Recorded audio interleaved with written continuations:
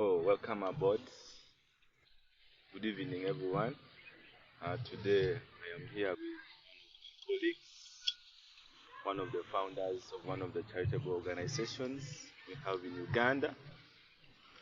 Will be telling us his names and some of the reasons as to why he formed the organization. It's kind of like a charitable organization. You're most welcome.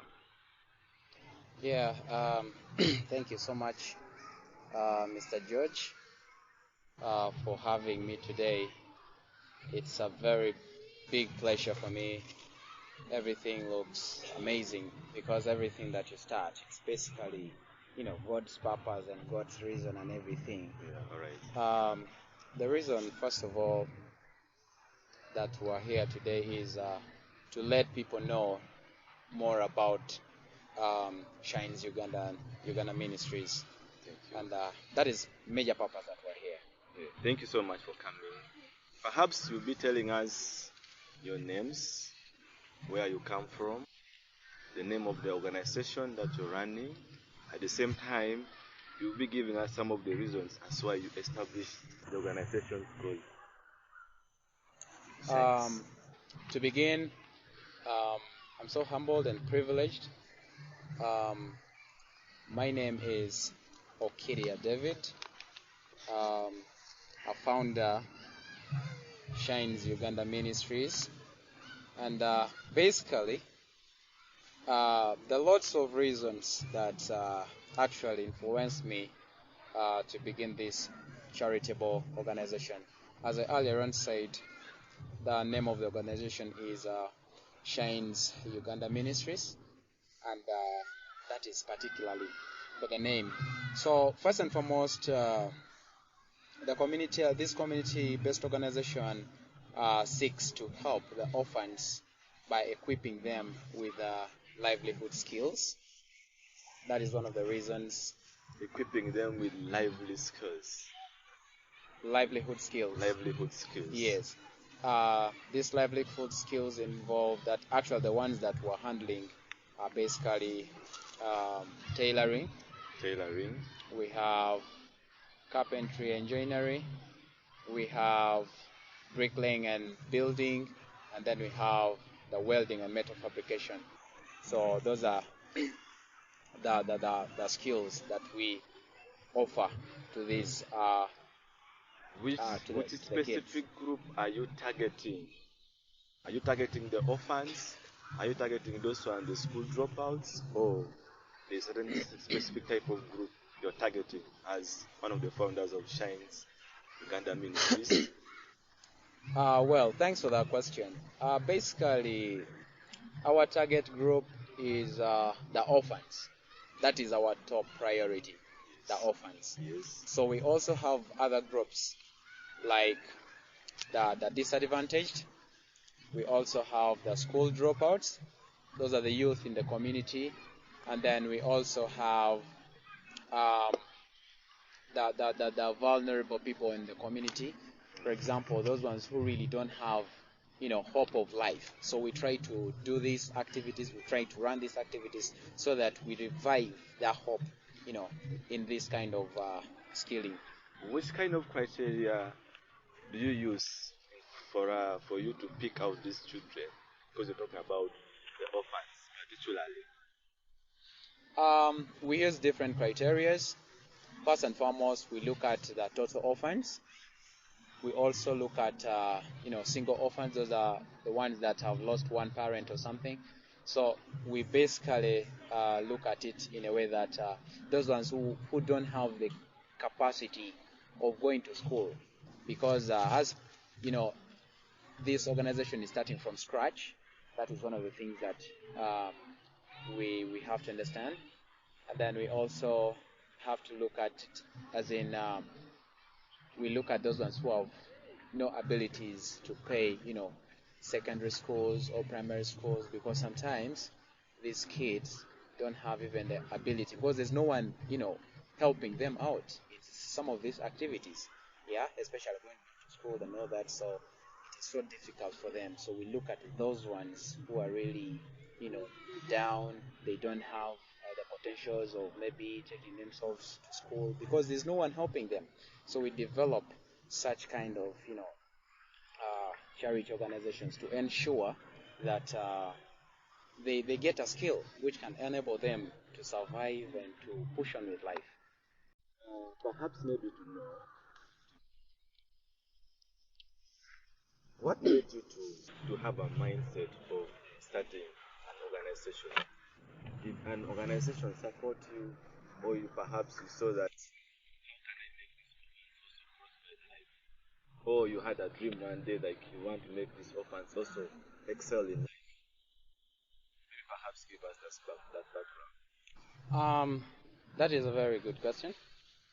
You know, everything is done under God's purpose, under God's will, and you always have to wait for the Lord, you know, to speak to you. And sometimes before I started this church organization, I remember it was way back in 2014 when I met I met a G Tom, some friend who was working with Active Blessing Uganda, and when he introduced me into the charity works and all that, I started developing, passion and feeling for the kids, because basically that organization was also handling the street kids, basically. So when I learned a lot during this process, I learned really a lot, and I felt it was necessary for me to, start, a personal thing like this, due to the fact that the times that we have ever interacted with our street kids, I learned a lot. I learned a lot. Then also, previously, around 2016, 2017, I was able to, volunteer again in one of the organizations, that is Teams for You. It is a UK-based organization. And then I volunteered during the time when James and Sarah were around, but unfortunately they left. They went back to the UK. So all this, I think God is just making me to meet a lot of people who are nurturing me into, trying to do exactly what I'm thinking about. Talking about Uganda, Uganda is one of the countries with the highest number of street kids. And I must congratulate you on what you're doing in the country like Uganda, particularly in your community. I believe God will bless you. So, what makes Shines Uganda Ministries a unique organization in your community, perhaps in Uganda? Well, the lots more that is making Shines Uganda Ministries. It's also called SAM. If you put SUM, so you sound it as SAM. So what makes us unique is that first and foremost, I have a passion in what I'm doing. That is good. It is not like I'm having a force or something, or maybe, as some people put it, maybe when you begin an organization, then you want it to profit you. This is actually a non-profit Because some people organization. specifically they want to form these organizations in order to get in something, perhaps attract foreign money. Yeah, well, that is basically, as I was volunteering with Active Blessing Uganda, that's one of the things that happened. There was a lot of corruption, and then I think school took me up, so I definitely quit. But it taught me a lot.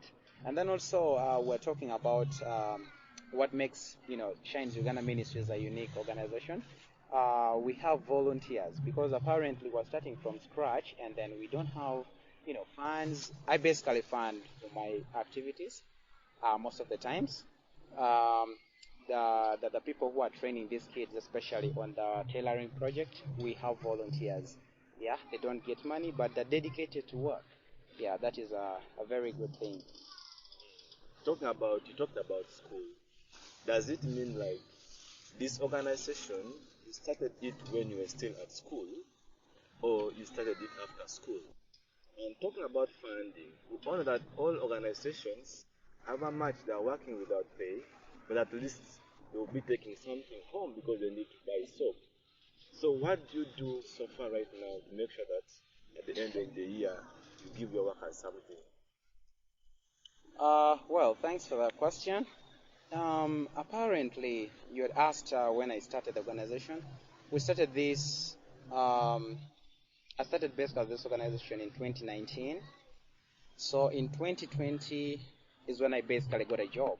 Because first and foremost, I'm a teacher by profession. That is good to know. Yeah, and I felt it necessary for this organization to be born in my community because I saw the way people were suffering. I saw the way that the kids, especially the orphans, were suffering in my community. Some of them have no hope, and then we're trying to give them hope. And then also, you had asked, how do I fund my activities? As I earlier said, I fund them myself. Right now, they're well wishers, but they give you, there's not no money which is small, there's no money which is big. Big. So Okay. they try to give you something, and then you're able to, put in here the other side and all that. So it's just we're trying. As I told you, we're starting from scratch, but I know God will never let us down. Talking about the orphans, because when you talk about the orphans, it touches my soul. I personally am not the orphan. I have all the parents. But considering someone out there who has been an orphan, that's why these children they have lots of challenges.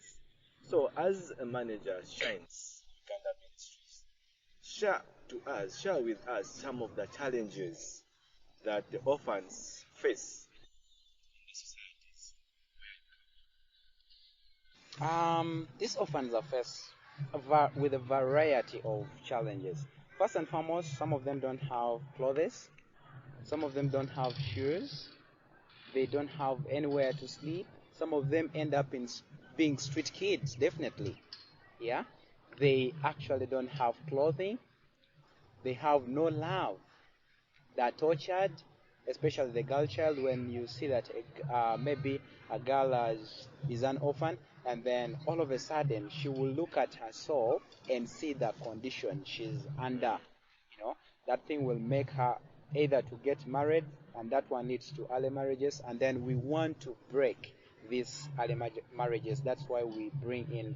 That's why I actually thought of the idea of introducing this organization in my community. And then also, these orphans are faced the challenge of rape, either being a girl or being a boy. Still, these kids are exposed into this danger of rape by those ones who are basically having money. Talking about the challenges facing these orphans, we talked about giving these children more so. I'm talking about the orphans. We're talking about giving them a good education. I said equipping them with skills. Now, after equipping these children with skills, how about home there? What do you give them at least? Is there something like the bed sheets you give them? Is home okay? Where do they sleep? Do you make that follow up where they stay? Because early in the morning they'll be coming to school to study.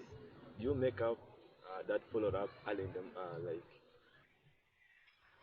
like? Well, on that, I think I do. Not even thinking, actually, I do. I do make follow-ups. That's why you see that in last year, around December, it was so sad that we lost one of our orphans. She That is so was sorry. Natasha. She was one of the best kids that we had. It's a pity. She It's so actually had complications with her lungs, so we didn't have the money to take her to the better hospital. So that's why you find that we took her to Soroti Regional Hospital, but then I think the referrals were made, but then we didn't have money. Even the caretaker, for example, she had a grandma who could not, she couldn't really get the money. That She was a was, real total orphan. yeah, she was a total orphan. So we actually ended up losing her, and Oh, sorry. it was a sad moment for us. And up to now, we still feel that gap. So, on the case of following up them, yeah, we do. And they're not, these kids need support. They really need support because when you see Besides education. where someone is sleeping, you will come out and say, what, I think this kid really need much. So They really need much. besides education, what do you offer to these children, like the orphans, besides education? Besides education, we also do guidance and counseling. Okay. We actually have days that we have prayer and then fasting. because we all do this, reason being we want them to develop spiritually, because that is also one of our major goals that we actually run on this project. Yeah. Being someone who has volunteered in the community to start one of the charitable organizations that is Shines Uganda Ministries, can you please share with us some of the challenges that you're facing as the founder of Shines Uganda Ministries? Well, there are quite a number of challenges that we are faced with. And to begin, we are faced with the challenge of inadequate machinery. For example, the sewing machines. The sewing machines are less. I think right now, How many do you have? the ones that we're having right now are 3, and then we're hiring the other 3. Yeah. So the little money I get has to monthly. We hire these machines monthly, so you have to pay the owner of the other machine. Actually, we're hiring 3, as I said. So that is one of the challenge. We also have a challenge of practicing materials, because these kids actually need materials for practicing. Practice, yeah. Yes, they want materials for practicing, and that one is also another challenge that is slowing down the process of them catching up with their tailoring skill. And then we also have a challenge of kids, being absenteeism due to the fact that the materials are not there. So a kid cannot come there just to stay and all that. That is also another challenge. So that you find that most of them actually stay back in their homes, because as for now, we actually look at them, first of all, coming from their homes. Meanwhile, we figure out other ways of bringing them together, because our major mission is actually to bring them, to have them close with us, because sometimes you preach today and then tomorrow someone is doing something different. So that is a very big challenge. So it calls for building for them an orphanage, something like that, so that when you're preaching to them or when you are guiding them, they are able to retain that, but because you're staying almost in the same on the same compound. So it helps them a lot when they are staying, around together with you, and they are able get the information right. And of course, we shall also be able to reach out, personal contact, talk to them, what are some of the challenges they're facing, and we shall be, when a kid, opens up to tell you some of the things, which means it will be a better idea, and of course, you'll be able to help them out. So which kind of other vocational skills?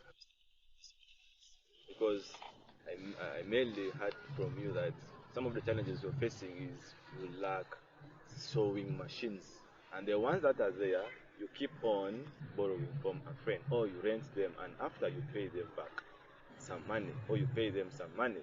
So which other vocational skills do those children do apart from the tailoring that you have started with them? Yeah, first and foremost, the current one we're doing basically is a tailoring project. Then the future prospect, the future projects that we have is the carpentry, engineering. Then we have the building or construction.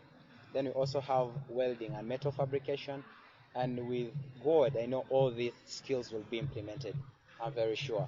So long as we are up to date with what we're doing, we pray to God honestly, I know everything is going to be, worked on properly. So, will you be in position to share with us, maybe perhaps talk about your vision and the mission of Shines Uganda Ministries? Perhaps we need to know the mission of your organization, what you're aiming at, because most of the organizations, they're having the mission and the vision.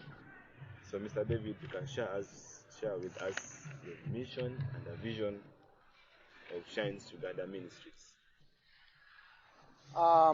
Well, on the mission, to start with, our vision is, basically on the vision, a society that is fully united, skilled, prosperous, and empowered to participate, take care, and charge of its own development. And that is basically our vision. Then on the mission, to impart livelihood skills upon the orphans, destitute, and other vulnerable groups of people in the society.